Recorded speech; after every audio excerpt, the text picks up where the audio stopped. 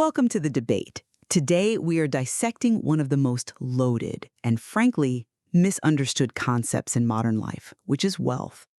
And we aren't talking about get-rich-quick schemes or cryptocurrency speculation or, those flashy lifestyles you see curated on social media. Right, no private jets today. Exactly. We are digging into the fundamental tension between the psychological desire for status and consumption and the mathematical reality of building financial freedom. We're asking a core question. Is financial freedom a realistic goal for an average earner starting late, or is the economic game structurally rigged against them? I'll be arguing that wealth is a reproducible system, one based on mechanics, behavior, and the proper definition of terms. And I'll be taking the opposing view. I'm taking the position that while the math might look nice on a spreadsheet, the reality of the modern economy makes building wealth a near impossible task for the average person.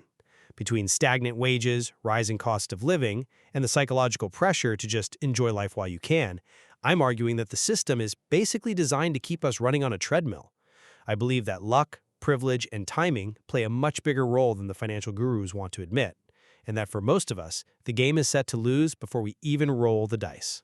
It's a fair pushback, and it's one I hear very often. Let's start with my position. My argument is that most people are operating on a fundamental misunderstanding of what wealth actually is.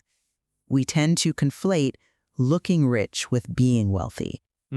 But if we look at the source material, specifically the distinction between wealth as a stock, meaning your net worth, and wealth as a flow, which is your income, we see a massive disconnect.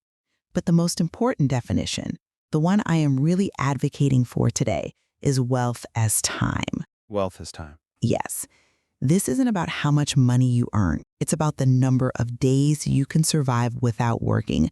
My position is that by leveraging the cash flow framework, understanding the difference between assets and liabilities, and conquering our own biological wiring, specifically our behavioral biases, anyone can build freedom. It is a system. It is not a lottery. See, that sounds great in a lecture hall or, in a self-help book. But I come at it from a very different angle. I'm looking at the reality of the rat race. You talk about systems, but I'm looking at the systemic barriers. We have data, right? Like the mobility studies from Raj Chetty showing just how hard it is to actually move up the income ladder. For a regular person, saving feels like a punishment. Because of the sacrifice involved. Right. We have social needs. We have a fundamental need for belonging. And quite frankly, the economy is structured to extract every single dollar we make before we can even think about investing. My position is that unless you have a massive shovel, like a huge six-figure income, or you get incredibly lucky with an inheritance, you are stuck. The system demands we spend just to feel human. So telling people to just optimize their cash flow feels a little bit like victim blaming when the deck is completely stacked against labor. I appreciate the skepticism, I really do, and I don't want to dismiss the difficulty of the macroeconomic environment. But let's get into the mechanics of why people feel stuck, regardless of the climate. You mentioned earlier, before we started recording, that you just bought a new car. I did, and honestly, I love it. It's a German sedan, leather interior, super reliable, it looks professional, and in my mind, and actually according to my bank, it's an asset. It has value. I could sell it tomorrow. It contributes to my net worth. And this is exactly where the trap is set. You are using the accounting definition of an asset, something that has a conceptual value on a balance sheet. But I want to challenge you to use the functional definition found in the cash flow framework. Okay. The question isn't, what is it worth if I sell it? The fundamental question is, does it put money in your pocket or take it out? Well, obviously it takes money out. I have a loan, I pay insurance, I have to buy premium gas for it, but that doesn't make it not an asset. It's physical property. It's not like I spent the money on a vacation or fireworks. The car is still sitting in my driveway. In a strict accounting sense, sure. But for wealth building, which is what we're debating here, it operates as a liability. It is a hole in your financial bucket. You mentioned having a high net worth on paper because of your house and this car. But let's apply that wealth as time definition, which comes from thinkers like Kiyosaki and is expanded on by Tim Ferriss. The formula is passive income divided by monthly expenses. Right. If you stopped working today, if your boss called and fired you right this second, how many days could you survive on the income your assets generate? If I stopped working, 0 days. I mean, I have cash savings, so I could burn through that for maybe 4 or 5 months. But my car doesn't pay me. My house certainly doesn't pay me. I pay the bank every month. So if we're talking strictly about income generated by the things I own, none. Exactly. By that definition, you aren't wealthy yet, regardless of the car's price tag. You are high income, perhaps, but you are time poor. The car is actually reducing your wealth because it increases the monthly expense denominator in that equation. Every dollar that goes into servicing that car loan is a dollar that isn't buying your freedom. Yeah, but you're ignoring the psychology of it all. I work in a competitive industry. I need that car for my self-esteem. I need to show up to a meeting looking like I'm successful. If I drive a 10-year-old beater, I feel like a loser, and frankly, clients might treat me like one. You can't just math your way out of how it feels to be human in a highly status-driven society. It's signaling. It tells the world I made it. That feeling is incredibly real, but it's also a trap that has been studied extensively. It's called the Easterlin paradox. Richard Easterlin found that while incomes have tripled in the U.S. since 1946, average happiness hasn't moved an inch. We are earning more real dollars, buying better cars, and living in bigger houses, yet satisfaction remains completely flat. How is that possible, though? Having money definitely solves problems. If I can't pay rent, I'm unhappy. If I can pay rent and buy a nice digger, I am measurably happier. It solves survival problems, yes, absolutely. But once you hit a baseline of safety, we suffer from hedonic adaptation. The enough number keeps moving away from us. You get the raise, you buy the car, you feel great for a month, that's a dopamine hit. And then that car just becomes your new normal. You're back to the exact same level of baseline happiness, but now you have a much higher monthly payment. You're running faster just to stay in the same emotional place. Okay, but even if I accept that I'm on a hedonic treadmill, you can't deny that the treadmill itself is set to an insane speed by forces completely outside my control. You want to talk about math? Let's talk about the macroeconomy. The rich are getting richer at a rate that I just cannot compete with. It feels like the game is rigged. Why should I sacrifice my latte or my nice car today to save pennies when hedge funds are making billions? I actually agree with you there. The game is biased. We have to look at Thomas Piketty's work, Capital in the 21st Century. He outlines a very simple but devastating formula. R is greater than G. Right, R is greater than G. Break that down for anyone listening who isn't an economist. Return on capital, which is the R, is greater than economic growth, the G. Historically, the return on investments, stocks, real estate, business equity, averages about 4 to 5% a year, often more. But the growth of the economy, and by proxy, wages, only grows at about 1 to 1.5%. Exactly. That is exactly my point.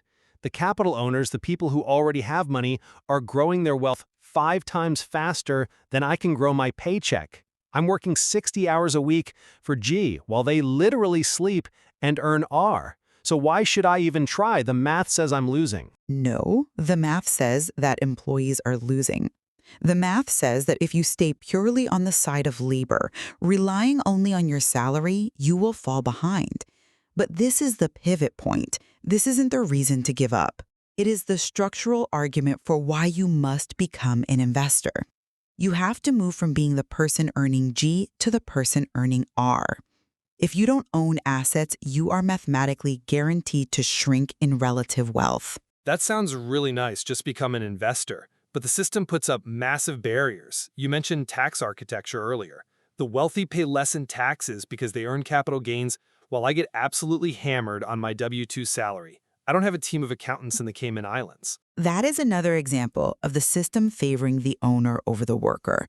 But those tools, tax-deferred accounts like 401ks, IRAs, understanding the difference between capital gains and income tax, those are available to you, even at a smaller scale. The wealthy use tax architecture to keep their wealth. You're ignoring it because you think it's only for billionaires. But here is the hard truth.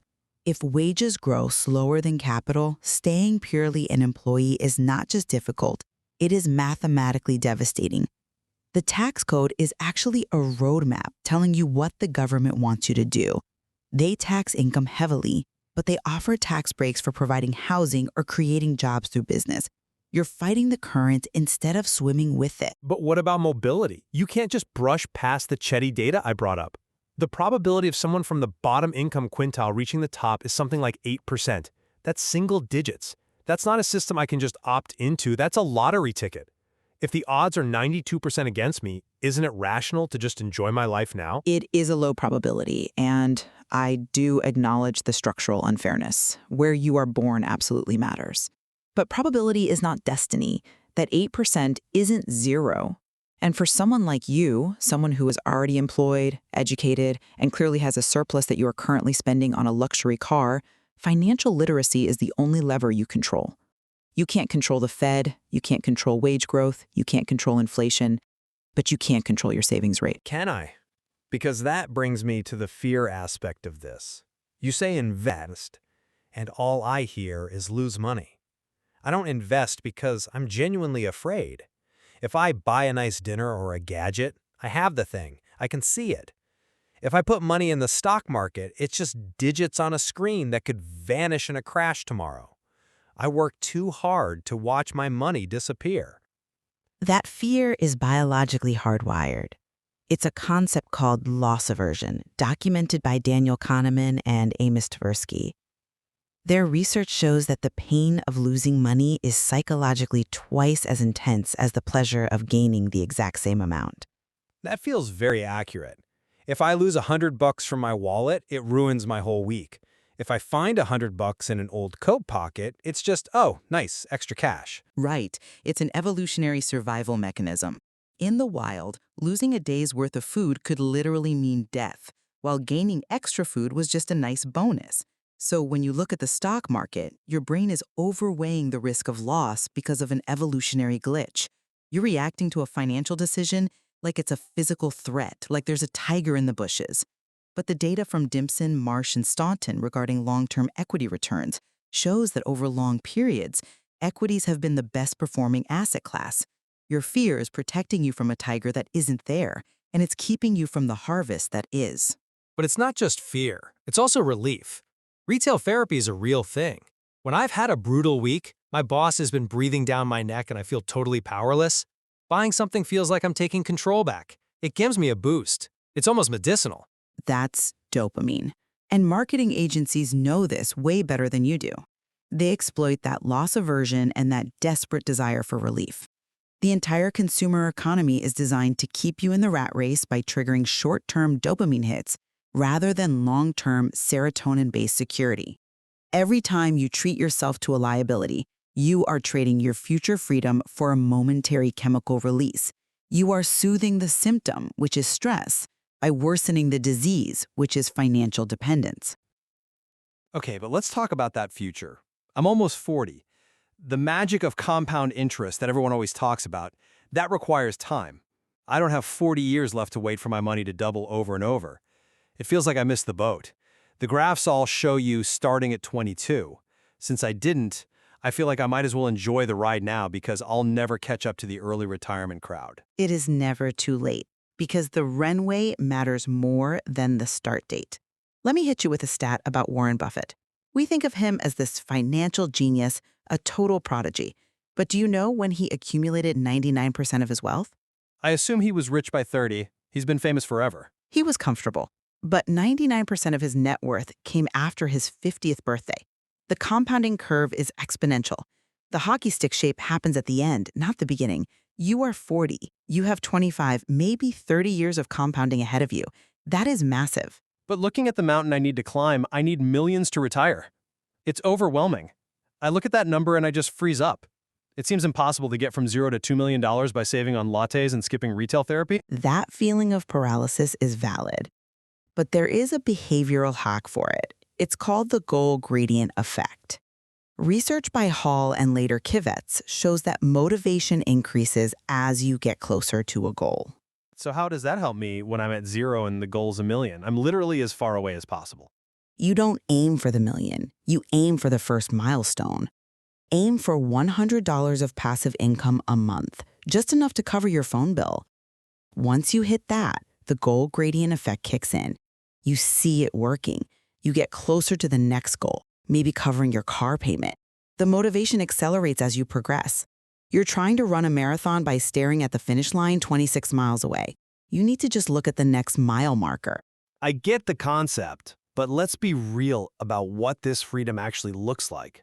I have this image in my head of passive income, meaning I'm sitting on a beach, drinking a margarita, doing absolutely nothing. But in the real world, my friends who have rental properties look way more stressed than I am. They're fixing toilets on weekends. That's not freedom. That's just a second job. That is a crucial distinction.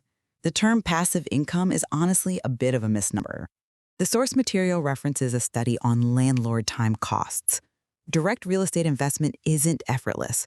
It involves management, repairs, dealing with tenants. Exactly. So I'm trading one boss for 10 tenants. It's the owner's paradox. Building a business or a portfolio takes work, but the difference is that you are decoupling your income from your time. If you stop managing the property for a week, the rent still comes in. If you stop going to your job for a week, the paycheck stops. True wealth isn't about idleness, it's about agency. Agency? Explain what you mean by that in this context. I'm referencing Amartya Sen's capabilities approach. The goal of wealth isn't just a number in a bank account. It's the capability to function, to choose, to live a life you actually value. Right now, your spending on the car gives you a flash of status, but it robs you of agency. It forces you to keep working to service the debt. You are locking yourself in a cage and decorating it with expensive things. That actually lands. I've been thinking that buying these things proves I'm successful. But you're saying that every time I sign up for a monthly payment, I'm actually signing away my options. I'm locking myself into the job I hate just to pay for the car I drive to the job. Precisely. You are optimizing for income, looking like you earn a lot. You need to switch to optimizing for your balance sheet, building a foundation that buys you out of the obligation to work. I have to admit, the math on the R is greater than G dynamic is terrifying, but it's also clarifying. I've been blaming the economy for being rigged, and it is, but my reaction has been to basically refuse to play, and that's only hurting me. It's like refusing to exercise because my genetics aren't fair. The system is harsh. I won't sugarcoat it. But refusing to participate in capital accumulation just ensures you stay on the losing side of the equation. I still think it's harder than you make it sound. The goal gradient is nice, but fighting loss aversion every single day is exhausting. And honestly, the landlord time cost reminds me that there was no free lunch anywhere. But I can see that my definition of wealth has been completely wrong. I've been chasing the flow of money, spending it as fast as it comes in, rather than trying to build the stock. And that shift in perspective is the first step. Wealth is a system, not a number.